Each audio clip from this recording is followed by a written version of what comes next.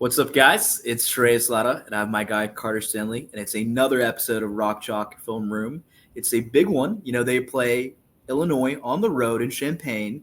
It's the end of the home and home series that the teams had planned. It's going to be an interesting game. I mean, it's a nighttime game on Fox Sports 1.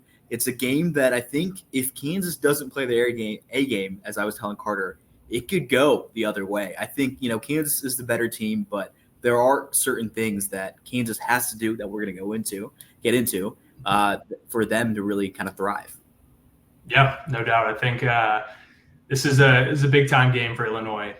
First sellout since 2016, primetime game, year 4 for their coach Brett Bielema, and this is going to be a really, really telling game for them and kind of a must-win game, if you will, which is kind of crazy to say if you think about the past, but I think it's going to be really important for KU to get up to a hot start.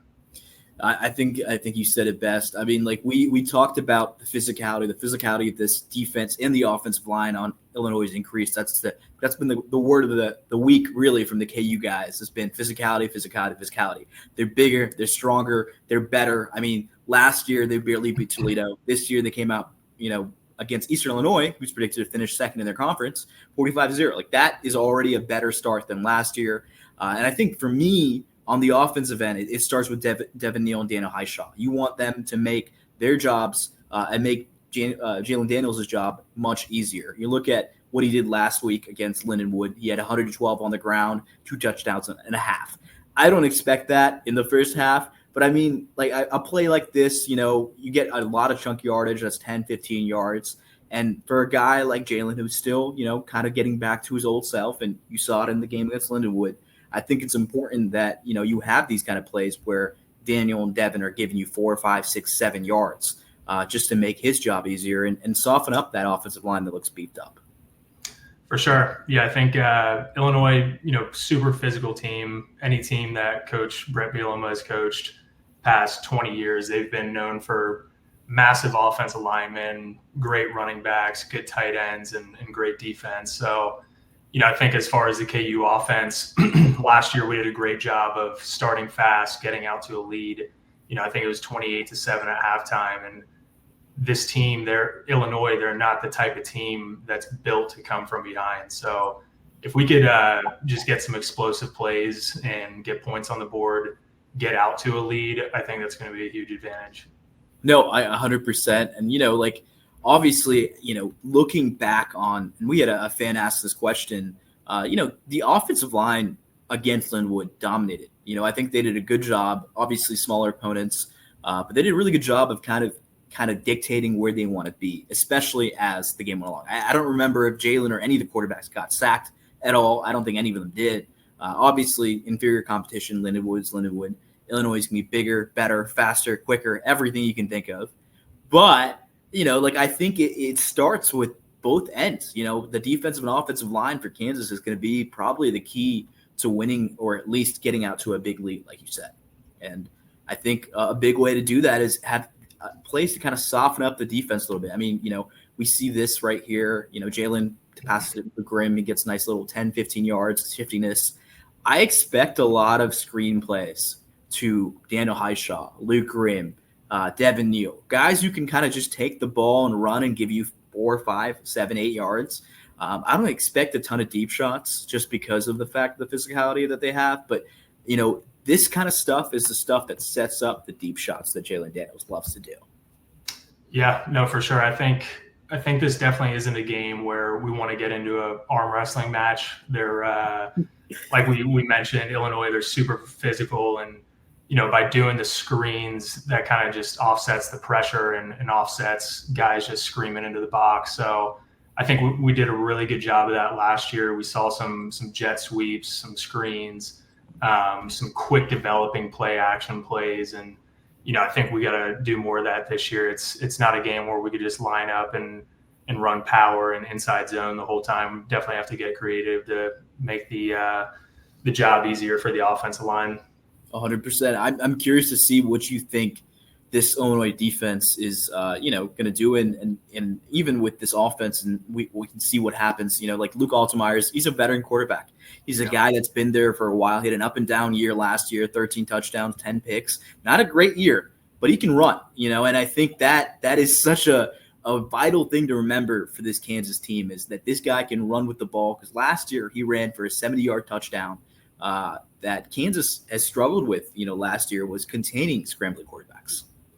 Yeah, no, this kid, Luke Altmaier, he was really highly recruited kid, went to Ole Miss his first year and actually ended up starting the Sugar Bowl in 2021, I think, against Baylor. But no, definitely a talented kid, more so known for his passing. But like you said, he's sneaky when it comes to scrambling and extending plays. So I think that mixed up with the physicality of this team, I think it's going to be really important for us to – we're going to have to stack the box. Like this play right here, you got bunch right, a lot of guys tight into the line of scrimmage. And, if you see – I'm actually going to rewind this just a bit if you don't mind. Yeah. So right here – oh, there we go. But yeah, there's just there's way too many Illinois offensive linemen and tight ends that are able to block, and there's not enough guys in the box for Eastern Illinois here. So I think for us, it's going to be really important. Our front seven has to be physical, clog the holes that they're trying to develop. And, I think for the safeties coming down into the box and making plays in the run game, that's going to be crucial because, like I said, for our offense, how we're not going to necessarily be able to line it up and just run the ball down the middle.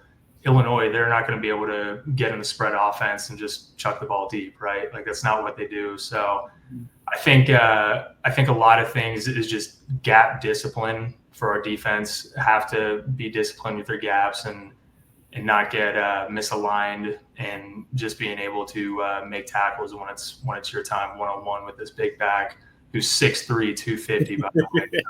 It's nuts how big he is. That's nuts how big he is. I mean, like even you think about just where Kansas's biggest question mark on defense is can they get to the quarterback and can they stop the run? Like I think this Kansas secondary is the major strength on the defensive side. You have Kobe, you have Mello, you have Marvin, you have OJ Burroughs. Those guys are veterans. They've been there, they've done it. We've seen them do it before. The question mark comes in is can Kansas get to the quarterback? Last game, they had 2 sacks and 2 pressures. Right. Obviously, the Illinois quarterback did a good job of getting rid of the ball when he needed to get rid of the ball. But to me, that smells a little bit concerning that you could only get 2 pressures on an FCS opponent that is struggling to win in their conference. They were dead last. Is that an indication of what Kansas is? Obviously, I don't know because they only played one half with their first half, with their first string defense. And I think against Illinois, who's gotten beefier on that offensive line, being able to get to the quarterback is going to be huge because Luke, when he gets pressured, as we saw last year, he makes some mistakes. He had 2 interceptions.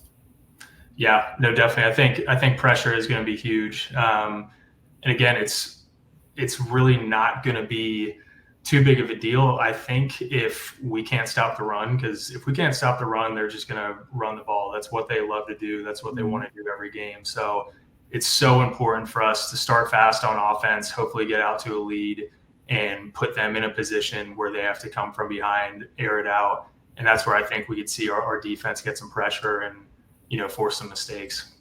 100%. Yeah, this next play, kind of more the same stuff. It's light box from Eastern Illinois. I think there's 7 guys blocking here for Illinois. There's a tight end, there's a fullback. There's really only 6 guys in the box for Eastern Illinois, and 2 high safeties. That's never a good look when you're on defense and you're trying to stop the run. I think we should run more 1 high safety. Okay. Get our physical safeties like Marvin Grant, OJ Burroughs, get those guys in the box. So, because otherwise you're going to see stuff like this. Again, this back is 6'3", 250. No. So, trying to tackle that guy one-on-one isn't great. So if you can kind of congest things within the box, that's where it's going to be big for us and we could gang tackle. 100. You talk about how hard Daniel Highshaw is to tackle. Highshaw is not anywhere near as big or as tall as this guy. It's going to be a absolute mammoth for Kansas to get this guy down and tire him out, because you don't want it to be the second half and this guy's just battering away that tired defensive line and tired secondary and tired, because that'll open up the big chunk yard plays. It's the stuff that, Illinois wants to make Luke's job easier. You don't want this game to come down to a running back duel. Like I think Kansas is equipped for it more so, but if it comes down to a fact that Luke is getting easy looks on the passing downs and the chance to scramble out because of the fact that the defensive line is tired and exhausted from this battering ram of a running back, it's not a great look. And I think, in that case, that's a chance where Kansas can get upset. That's where they can lose a game like this, where, okay, obviously they're struggling to stop the run, but alongside that, these guys are tired, they're frustrated because they can't bring this guy down. No, totally. And to touch back on it again from last year, I think we did such a good job of starting fast, getting up to a 28-7 lead. And again, if you're Illinois, you can't go on 8-minute drives just running the ball for 4 yards of play at that point. You got to kind of get uncomfortable and do some things that you're not so well versed in. And, I think for us last year, it was fast start, dominated the run game, honestly dominated the line of scrimmage, I think, and controlled the time of possession. I think we controlled the ball for 37, 38 minutes, and, they had 22 or 23, whatever. But I think that all can be controllable with a fast start, getting out on a lead, especially on the road too. You don't want it to come down to the fourth quarter and it's a tie ball game, crowd still in it, they're still able to run the ball. So, I think if we can control this game and have it be our style of play, I think we're going to be in a good position. Yeah, I mean, especially a game like this where the crowd is, in a frenzy, right? Like this is the first sellout they've had since 2016. Yeah. This is Kansas, and this is Kansas' first real test as they try to go after a Big 12 championship. Like if you lose a game like this, it throws away a lot of momentum this Kansas team has built from the last year. And obviously you don't want to lose a game like this, but more importantly, it starts to beg the question, how good is this Kansas team if they're losing to a team that was dead last in the West Division of the Big Ten last year? Yeah, no, definitely excited to see it. Primetime Jayhawks, nothing better. I think just hot start and play our style of ball and just control the game, and we'll be in good hands. 100%. I completely agree. Excited to see what happens on Saturday, but that's pretty much it from my end. What about you, Carter? Anything to add? All good here. Fired up. Appreciate you guys listening and commenting and letting us know what you think of the breakdowns. It's been a lot of fun, and excited to kind of get more and more into it as we get into conference play after this week. Thanks, guys.